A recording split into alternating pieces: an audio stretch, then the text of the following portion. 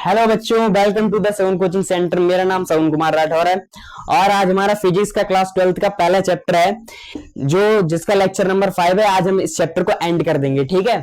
तो दोस्तों चलिए बिना अपनी टाइम को खराब करते हुए पढ़ाई को स्टार्ट करते हैं। लगभग 30 मिनट में हमारा लेक्चर होगा और इसमें हम अपनी सारा ये वाला फर्स्ट चैप्टर एंड कर देंगे। और न्यूमेरिकल का जो मैं है वो आपको लास्ट में वीडियो डाल दूंगा, जिसका मैं आपको न्यूमेरिकल का अगर मैं न्यूमेरिकल एक एक क्वेश्चन यहाँ पर मैं लिखूंगा तो मुझे लगेगा बहुत टाइम और आपको भी बोर हो जाएंगे आप।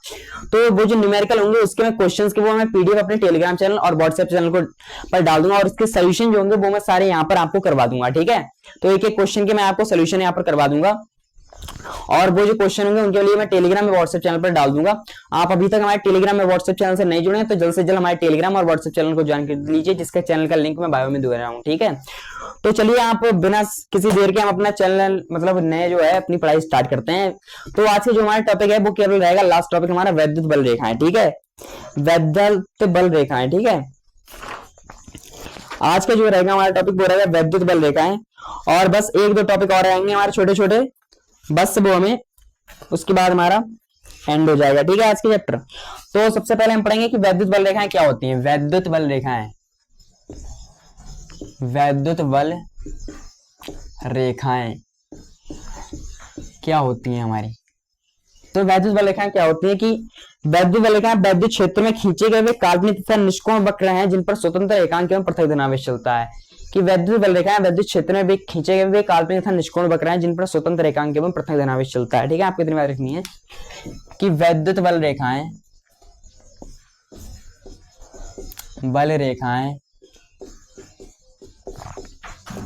वैद्युत क्षेत्र में खींचे गए काल्पनिक तथा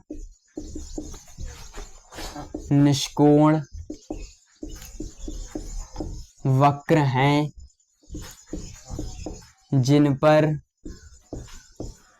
स्वतंत्र एकांक एवं पृथक धनावेश चलता है, ठीक है। पृथक धनावेश चलता है, ठीक है। अब वैद्युत बल रेखाओं के कुछ गुण होते हैं उनके बारे में हम पढ़ेंगे, ठीक है। अगला हेडिंग डालेंगे हम गुण। तो गुण क्या है इनके कि वैद्युत बल रेखाएं धनावेश से चलकर ऋणावेश पर समाप्त होती है। जो हमारी वैद्युत बल रेखाएं होती है वो पॉजिटिव से चलकर नेगेटिव पर एंड होती है। कि वैद्युत बल रेखाएं धनावेश से चलकर ये जो होते हैं धनावेश से चलकर ऋणावेश पर समाप्त होते हैं। धनावेश से चलकर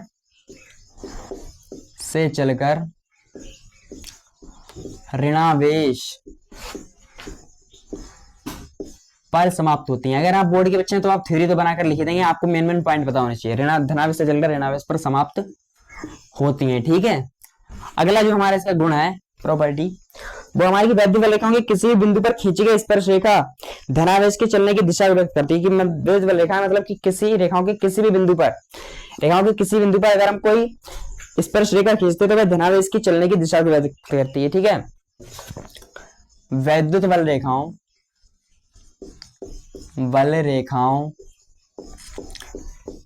के किसी भी बिंदु पर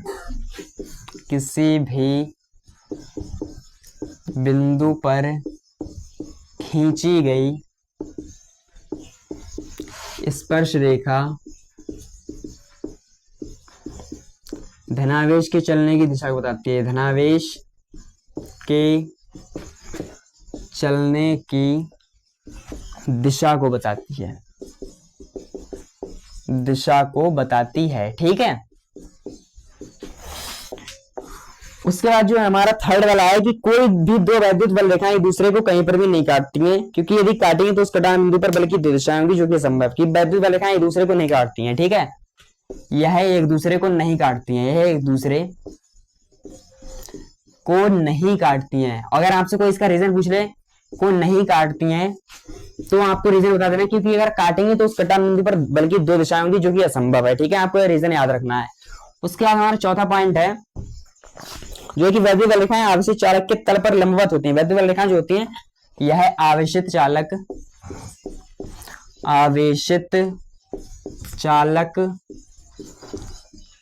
के तल पर तल पर लंबवत होती हैं, लंबवत होती हैं। ठीक है, तो मैं आपको बताऊंगा, अभी तक आपने एक चीज रटी होगी कि मतलब अब जो हमारे धनावेश होते हैं कि दो समान आवेशों के बीच प्रतिकर्षण बल लगता है, और जो दो विपरीत आवेश होते हैं उनके बीच आकर्षण बल लगता है। ऐसा क्यों होता है, कोई बताएगा मुझे? आपको पता है, आज से पहले आपने पढ़ा है या नहीं पढ़ा है? तो इस चैप्टर में आपको पता चलेगा कि ये कैसे होता है कि जो हमारी विपरीत प्रकृति वाले आवेशों के बीच वैद्युत बल रेखाएं लचकदार ढोरी की भांति कार्य करती हैं। मान लीजिए ये कोई है हमारी, ये दो वैद्युत बल रेखाएं हैं, ये मान लीजिए ये कोई पॉजिटिव है, ये नेगेटिव, तो ये एक दूसरे के साथ लचकदार ढोरी की भांति कार्य करती हैं और आपस में आके एक दूसरे से जुड़ जाती हैं। ठीक है, कि वैद्युत बल रेखाएं होती हैं कि विपरीत आवेशों के बीच लचकदार ढोरी की भांति कार्य करती हैं और आपस में आके एक दूसरे से जुड़ जाती हैं, इसलिए इनके बीच प्रतिकर्षण बल कार्य करता है। ठीक है, कि विपरीत आवेशों के बीच, विपरीत आवेशों के बीच यह लचकदार डोरी की भांति कार्य करती हैं, यह लचकदार डोरी की भांति कार्य करती है, की भांति कार्य करती हैं, इसीलिए विपरीत प्रकृति वाले आवेशों के बीच, विपरीत आवेशों के बीच आकर्षण बल कार्य करता है, के बीच आकर्षण बल कार्य करता है। ठीक है, अब समान प्रकृति वाले आवेशों के बीच हमारा प्रतिकर्षण बल क्यों कार्य करता है? क्योंकि समान प्रकृति वाले आवेशों के बीच वैद्युत बल रेखाएं जो होते हैं लंबाई की लंबवत दिशा। मान लीजिए कि अब एक कोई है कि ये हमारा है, ये भी नीलू मतलब ब्लू है, ये भी नीला है, ये भी नीला है। ठीक है, तो इन दोनों के बीच जो है ये एक दूसरे, मान लीजिए सेम है हमारे आवेश, तो एक दूसरे के बीच की ये लंबवत हो जाती है। ठीक है, एक दूसरे के बीच जो ऐसे जाती है पैरेलल, मतलब एक दूसरे से लंबवत, लंबाई की लंबवत दिशा में एक दूसरे से दूर हटने का प्रयत्न करते हैं। जैसे हम इसके लिए पास लेके जाएंगे तो दूर होंगे, एक दूसरे को रिपल करेंगे। ठीक है, जैसे मैं देखिए इसे पास लेके जा रहा हूँ, इसे जैसे एक दूसरे को रिपल कर रहे हैं। ठीक है, तो आपको ये बात याद रखनी है। ठीक है, कि समान प्रकृति वाले आवेश, समान प्रकृति वाले आवेशों के बीच, आवेशों के बीच यह लंबाई की लंबवत दिशा में, लंबवत दिशा में एक दूसरे से दूर हटने का प्रयत्न करती हैं, का प्रयत्न करती हैं, इसलिए इनके बीच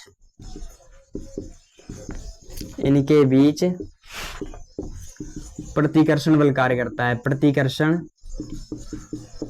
बल कार्य करता है। ठीक है, तो ये होगी हमारी वैद्युत बल रेखाएं और इनके गुण। ठीक है, उसके बाद हमारा आता है कि कूलाम के नियम का सदिश रूप। मैंने आपको नहीं लिखवाया था, उसमें कूलाम के नियम में आप वो लिख लीजिए कि कूलाम के नियम का सदिश रूप। आप इतना पहले से नोट कर लीजिए, उसके बाद हम वो लिखते हैं। ठीक है, नोट कर लिया होगा आप लोगों ने, सही है? वीडियो को पॉज कर दिया कीजिए, उसके बाद नोट कर लिया कीजिए, और नहीं तो मेरे साथ साथ ही लिखा कीजिए। ठीक है, जिससे आपका टाइम भी खराब नहीं होगा। ठीक है, तो हम लिखेंगे कूलाम के नियम का जो सदिश रूप होता है, वेक्टर रूप, वो आपको मैं बताता हूं कि कूलाम के नियम का जो हमारा सदिश रूप होता है, कूलाम के नियम का सदिश रूप, कूलाम के नियम का सदिश रूप,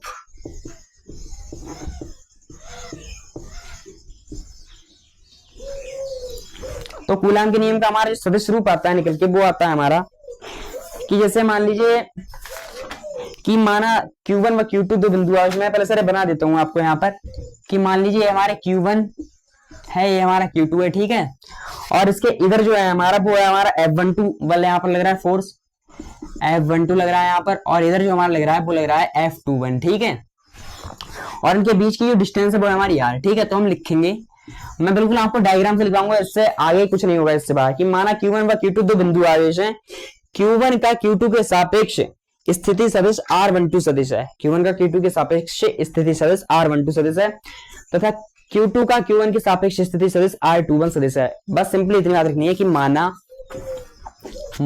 Q1 व Q2 दो बिंदु आवेश हैं, माना Q1 और Q2 दो बिंदु से आवेश हैं Q1 का Q2 के सापेक्ष, Q1 का Q2 के सापेक्ष स्थिति सदिश, स्थिति सदिश जो है हमारा वो है R12 वेक्टर, R12 वेक्टर तथा Q2 का Q1 के सापेक्ष, Q2 का Q1 के सापेक्ष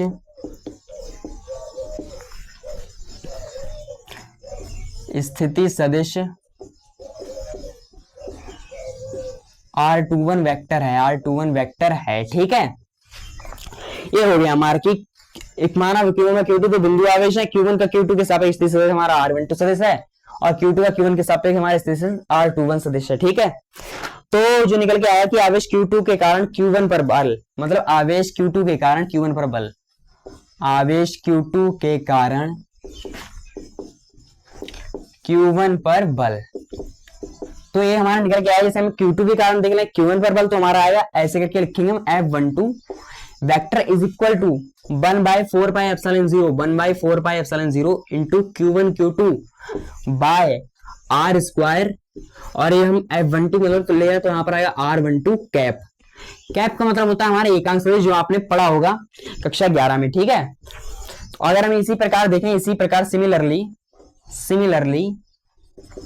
मतलब इसी प्रकार, ठीक है, अगर हम देखें Q1 का Q2 के सापेक्ष, Q1 आवेश Q1 के कारण Q2 पर बल, ठीक है, तो ये हमारा जो आएगा वो आएगा हमारा F21 वेक्टर, F21 वेक्टर में आएगा F1/4 pi epsilon 0 into Q1 Q2 by R square into R21 cap. ठीक है, कैप का मतलब वही एकांक सदिश, ये हमारा डायरेक्शन बताता है और मैग्नीट्यूड बताता है बस। ठीक है, उसके बाद में जैसे आपसे कुछ क्वेश्चंस पूछ लेते हैं, जैसे एक समान वैद्युत क्षेत्र में रखे वैद्युत द्विध्रुव पर लगने वाले बलों का जो आघूर्ण हमने निकाला कि टाउ बराबर में FR, वो टाउ बराबर P, ठीक है, वो तो उसका फॉर्मूला होता है टाउ बराबर में FR, जो हमने फॉर्मूला वो प्रूफ किया था कि टाउ बराबर P sin थीटा।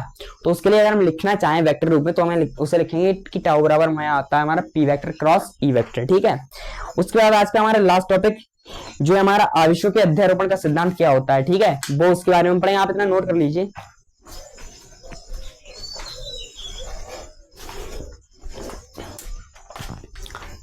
नोट तो कर लिया होगा आपने।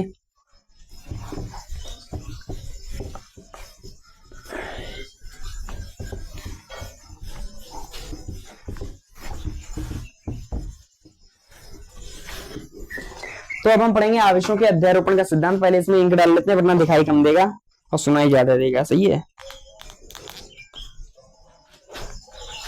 सब चीज समझ में आ रही है? बिल्कुल समझ में ही आनी चाहिए। ठीक है बच्चों, तो अब हम पढ़ेंगे अध्यारोपण का सिद्धांत क्या होता है। अध्यारोपण का सिद्धांत, आवेशों के अध्यारोपण का सिद्धांत। ठीक है, अध्यारोपण का सिद्धांत। ठीक है, तो अध्यारोपण का सिद्धांत हमारा क्या कहता है? अध्यारोपण का सिद्धांत हमारा कहता है कि यदि कोई निकाय अनेक आवेशों से मिलकर बना है, मान लीजिए ये हमारा कोई निकाय है, ठीक है, ये कई आवेशों से मिलकर बना है, ठीक है, तो उनमें से किसी एक आवेश पर कार्यरत परिणामी बल, इनमें से कोई एक चार्ज ले लीजिए, मान लीजिए एक चार्ज ले लीजिए, सही है, इस पर कार्यरत परिणामी बल अन्य आवेशों द्वारा, इसमें जो और भी आवेश हैं उन अन्य आवेशों द्वारा इस पर आरोपित अलग अलग बलों के सदिश योग के बराबर होता है। ठीक है, तो हमारा क्या कहता है कि आवेशों के अध्यारोपण का सिद्धांत कि यदि कोई निकाय अनेक आवेशों से मिलकर बना है तो इनमें से किसी एक आवेश पर कार्यरत परिणामी बल अन्य आवेशों द्वारा उस बल पर आरोपित, उस आवेश पर आरोपित अलग अलग बलों के सदिश योग के बराबर होता है। ठीक है, तो हम लिखेंगे इसमें सिंपली कि यदि कोई निकाय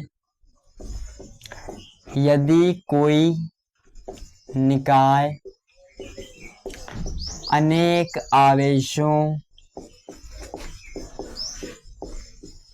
से मिलकर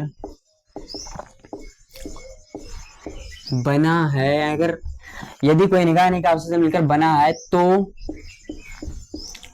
उनमें से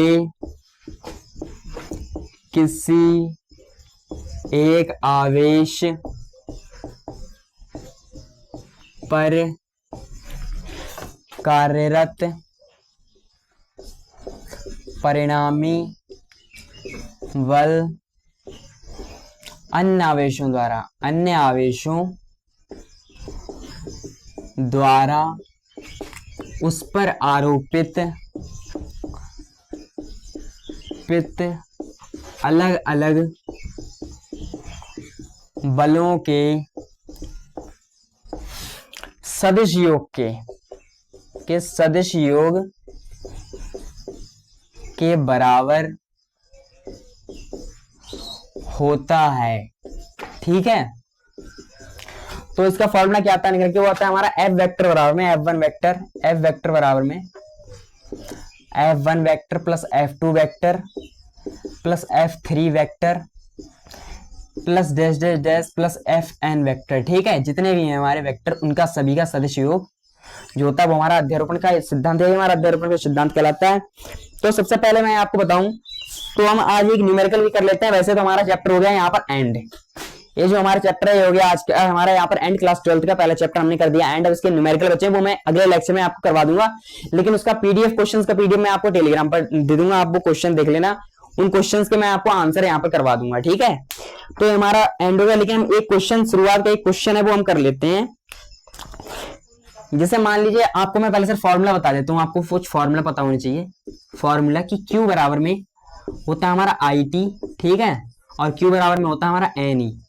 तो यहाँ पर I जो है वो हमारी धारा है, ठीक है, T जो है हमारा वो है समय, यहाँ पर T जो है वो हमारा समय है, टाइम है, और N है वो है इलेक्ट्रॉन नंबर, इलेक्ट्रॉन की संख्या, और इलेक्ट्रॉन है हमारा आवेश। ठीक है, एक इलेक्ट्रॉन पर आवेश, इसकी वैल्यू होती है 1.6 इंटू 10 की पावर -19 कूलम। ठीक है, तो एक क्वेश्चन मैं आपको दे देता हूं कि क्वेश्चन अगर मैं आपसे सिंपली दे दूं यहाँ पर कि आपके लिए कि Q बराबर में अगर आपको दे दूं यहाँ पर कि 2.4 गुणा 10 की पावर -18, ठीक है, और इस पर धनावेश है, ठीक है, और यहाँ पर मैं आपसे पूछ लूं n कितनी है हमारे, तो आपको कैलकुलेट सिंपली कुछ नहीं करना, आपको फॉर्मूला लगा देना है, ये वाला Q बराबर NE, तो Q बराबर में NE लगा देंगे हम और सारी वैल्यू पुट कर देंगे। n बराबर लिख देंगे Q अपॉन में E आ जाएगा इलेक्ट्रॉन, मतलब ठीक है, फ्रॉम Q बराबर NE से। ठीक है, तो n बराबर Q का वैल्यू हमारे पास कितनी दे रखी है, 2.4 गुणा 10 की पावर -18 बटे में इलेक्ट्रॉन पर आवेश कितना होता है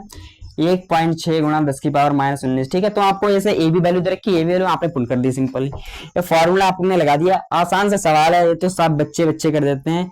5 से 5 हटा दिया, आ गया हमारा यहाँ पर आ गया 12, यहाँ पर आ गया हमारा 8, यहाँ पर आ गया हमारा 4, यहाँ पर आ गया हमारा 6 आ गया। ठीक है, और इसके बाद 2 दूनी 4, इसके बाद 2 3 6, कुल मिला के हमारा यहाँ पर आ गया 3/2 गुणा 10 की पावर -18 बटे में 10 की पावर -19। ठीक है, तो 3/2 को हम लिख सकते हैं 1.5 मतलब 1.5। ठीक है, इंटू 10 की पावर -19 को ऊपर लेके जाए, प्लस की हो जाए, 19 में से 18 गया तो बची हमारी 10 की पावर प्लस की। तो अगर हम इससे काटे तो हमारे 10 से 10 कट जाएगा, हमारे आगे 15 इलेक्ट्रॉन। लेकिन किसके आए हैं हमारे 15 इलेक्ट्रॉन है यहाँ पर। जैसे अगर आपसे पूछ लिया कि कितने इलेक्ट्रॉनों की कमी है या अधिकता है, तो मैं यहाँ पर बताऊं कि हमारी यहाँ पर 15 इलेक्ट्रॉनों की कमी है। ठीक है, 15 इलेक्ट्रॉनों की जो है वो है हमारी यहाँ पर कमी। तो एक ऐसे पता चलता है कि कमी है या अधिकता है, तो आपको सिंपली मतलब जैसे क्वेश्चन से ही आपको पता चल जाए कि जैसे Q बराबर NE है कि अगर हमारा मतलब जैसे प्लस, वैसे एक चार्ज होता है प्लस और एक होता है माइनस की। प्लस जो होता है जैसे केमिस्ट्री में आपने पढ़ा होगा कि प्लस का जो चार्ज मैं आपको पढ़ाऊंगा केमिस्ट्री भी, उसमें चैप्टर होगा, पहला चैप्टर केमिकल रसायन, हम बेसिक कॉन्सेप्ट ऑफ केमिस्ट्री, उसमें मैं आपको इसके बारे में सब बताऊंगा कि कब मतलब जो होती है कमी होती है और कब जो होती है अधिकता होती है। ठीक है, उसके बारे में मैं आपको सारा पढ़ाऊंगा।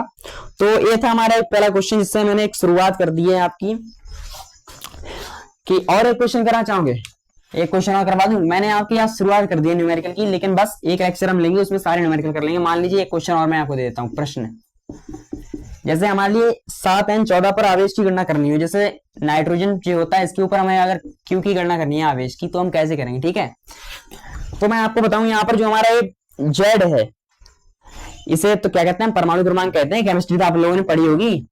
ठीक है, कि ये जो होता है हमारा Z मतलब परमाणु क्रमांक, एटॉमिक नंबर। ठीक है, इसे हम Z से पता करते हैं, यही हमारी इलेक्ट्रॉन की संख्या होती है, हमारे प्रोटॉन की संख्या होती है। तो मैंने क्या कहा कि हमारी इलेक्ट्रॉन की संख्या होती है मतलब नंबर होती है, तो ये हमारी हो जाएगी 7 है, दे रखी हो जाएगी 7। तो ये जो यहाँ पर 7 है हमारी इलेक्ट्रॉन की संख्या, तो ये हो जाएगा हमारा स्मॉल n का मान, ये हमारा आ गया यहाँ पर 7। और आवेश मतलब चार्ज, तो आपको पता ही है कि इलेक्ट्रॉन पर कितना चार्ज होता है, वो होता है हमारे इलेक्ट्रॉन पर चार्ज 1.6 गुणा 10 की पावर -19 कूलम। ठीक है, तो हमें करना है आवेश कैलकुलेट। तो क्यू बराबर हम लगाएंगे एनी, अभी मैंने आपको फॉर्मूला बताया फ्रॉम क्यू बराबर एनी। तो क्यू बराबर हमारा आएगा 7 इंटू 1.6 इंटू 10 की पावर माइनस 19।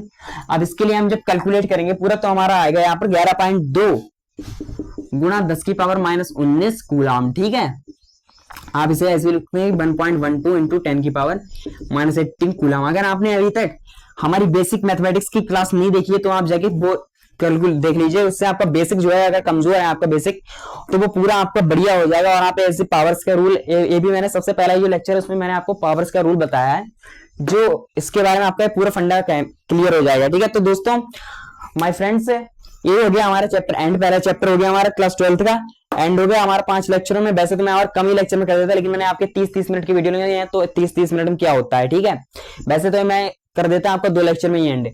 अगर 1 घंटे की वीडियो लेता मैं आपकी तो ये कर देता मैं आपको 2 लेक्चर में, लेकिन मैंने सोचा कि आप बोर ना हो इसलिए मैंने 5 लेक्चर ले लिए। तो कोई बात नहीं, आज हमारा ये हो गया चैप्टर एंड। तो अगर आपको वीडियो अच्छी लगी और हमारे चैप्टर पूरा समझ में आया तो आप हमारी वीडियो को लाइक कीजिए, शेयर कीजिए, अपने दोस्तों तक जल्द से जल्द शेयर करें ताकि वो भी हमसे जुड़ें। और अगर हमारे चैनल पर नए हैं तो हमारे चैनल को सब्सक्राइब करना बिल्कुल भी ना भूलें। तब तक के लिए थैंक यू, जय हिंद, जय भारत।